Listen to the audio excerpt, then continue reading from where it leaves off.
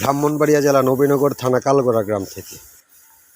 সুপ্রিয় দর্শক, আপনারা জানেন যে বৈরী আবহাওয়ার কারণে আমাদের জমিনের ধানগুলো অনেক হুমকির মুখে ছিল, অনেকের ফসল অনেক নষ্ট হয়েছে।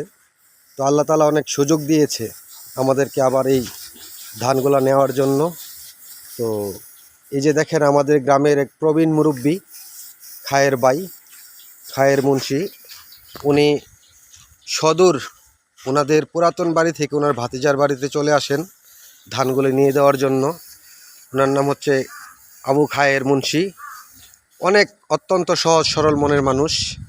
এই যে প্রখর রৌদ্রের মধ্যে কাজ করতেছেন নিরলসভাবে, কোনো ক্লান্তি নেই শরীরে, খুব হাসি মাখা মুখ।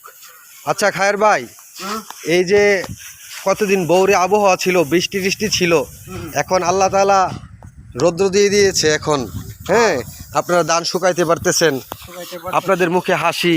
হ্যাঁ, এটা নিয়ে আপনার কি ইচ্ছা, আল্লাহ তাআলার কাছে আপনার কি চাওয়া, আর কি বলেন তো? ভাল লাগতেছে এখন ধানগুলা নিতে? হ্যাঁ, ভালো লাগতেছে, খুব ইচ্ছে হইতেছে আমার। এখন কি আল্লাহ তাআলা শুকরিয়া আদায় করেন নাকি আলহামদুলিল্লাহ? নাকি আলহামদুলিল্লাহ? হ্যাঁ হ্যাঁ, আলহামদুলিল্লাহ। খুব খুশি ধানগুলা নিতে পারায়। তো এই যে দেখেন আপনারা, বাংলাদেশের প্রত্যেকটা ক্লান্তিক পর্যায়ে যত কৃষক আছে সবাইকে যদি আমরা মোটিভেটেড করতে পারতাম, এই দেশের কৃষিকে এগিয়ে নিতে পারতাম। আমাদের দেশ কিন্তু কৃষি নির্ভর দেশ ছিল। ওই দেশ আস্তে আস্তে কৃষি কাজগুলোকে এত পিছনে ফেলে দেওয়া হয়েছে যেটা অকল্পনীয়।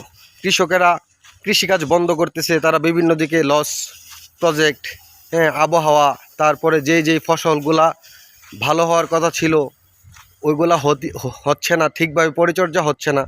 আমাদের দেশের প্রত্যেকটা নাগরিক যদি তার বাড়ির পাশের একটা খণ্ড জমিও ফেলে না রাখে, কোনো না কোনো কাজে ব্যবহার করে, তাহলে দেশের অর্থনীতি কৃষির উপরে ঘুরতে থাকবে।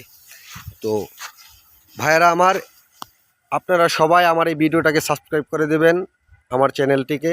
আমি আপনাদের সামনে আরও সুন্দর খুব সুন্দর একদম গতানুগতিক ভিডিও নিয়ে আসব। সবগুলাই থাকবে ধর্মীয় এবং কৃষিবান্ধব, সমাজসেবামূলক। আসসালামু আলাইকুম।